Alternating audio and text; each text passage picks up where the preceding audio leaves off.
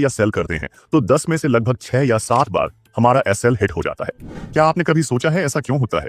जी हाँ दोस्तों, आज के इस वीडियो में हम बात करेंगे एक बहुत ही इंपॉर्टेंट कॉन्सेप्ट लिक्विडिटी के बारे में।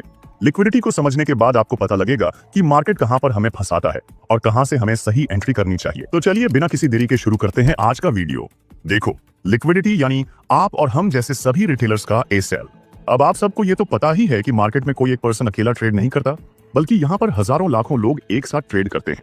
तो जहां पर भी ज्यादातर ट्रेडर्स का एसएल जमा होता है, उसी जगह को हम कहते हैं लिक्विडिटी। अब बात करते हैं कि हमारा एसएल हिट होता क्यों है।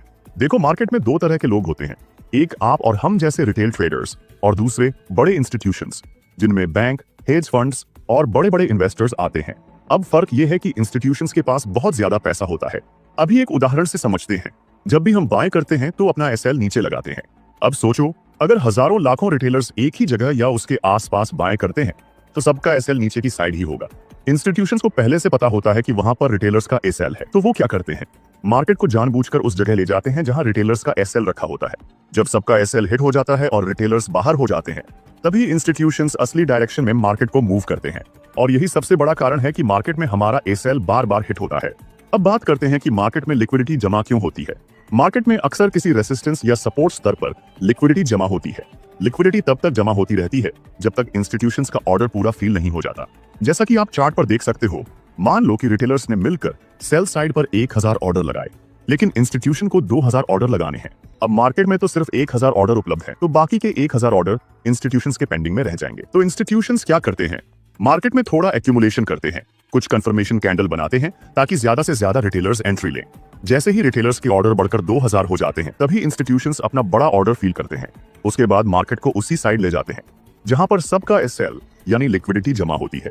रिटेलर्स का एसएल हिट हो जाता है और इंस्टीट्यूशंस का टारगेट हिट हो जाता है, क्योंकि मार्केट का एक कॉमन नियम है, किसी एक का प्रॉफिट तभी होगा जब किसी एक का लॉस होगा।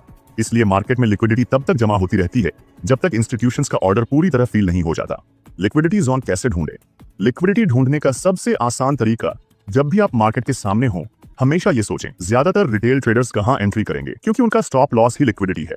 लिक्विडिटी ढूंढने के 4 कॉमन स्पॉट होते हैं: daily time frame support and resistance, hourly support और रेसिस्टेंस, कम से कम 2 बार टच किया हुआ स्तर, सबसे नजदीकी सपोर्ट या resistance. Number 1, daily time frame support और रेसिस्टेंस। मार्केट में डेली टाइम फ्रेम पर जो सपोर्ट एंड रेसिस्टेंस दिखते हैं, वहां पर सबसे ज्यादा रिटेल ट्रेडर एंट्री करते हैं और इन्हीं सपोर्ट और रेसिस्टेंस पर लिक्विडिटी देखने को मिलती है। जैसा कि चार्ट में देख सकते हो कि मार्केट में रेसिस्टेंस के ऊपर बहुत सारी लिक्विडिटी है, क्योंकि बार बार रेसिस्टेंस से मार्केट डाउन साइड आता है।